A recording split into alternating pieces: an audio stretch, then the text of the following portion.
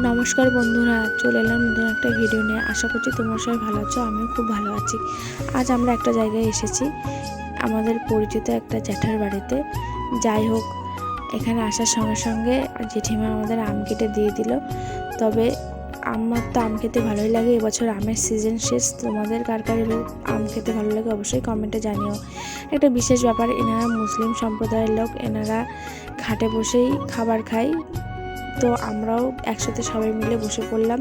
এখানে জেঠুটা বসেছে, আমার মা, আমি এবং জেঠিমাও আসবে।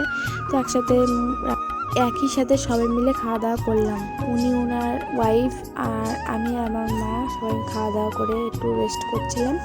শুয়ে আছে। আর এখানে অদ্ভুত জিনিস দেখো, বিড়ালটা কি সুন্দর জানলার পাশে শুয়ে আছে, তাই না? দেখো, আমরাও শুয়েছিলাম, ভাবছিলাম যে কিছু বলে কিনা, তবুও আমরা শুয়েছিলাম।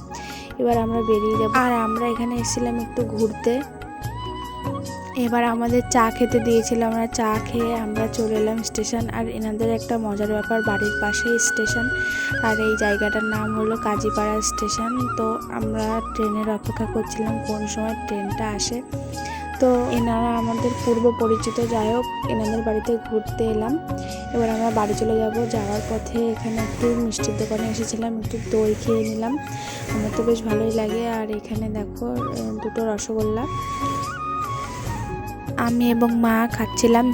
যাই হোক, তোমাদের যে ভিডিওটা ভালো লাগে সাবস্ক্রাইব করে পাশে থেকো বন্ধুরা। টাটা।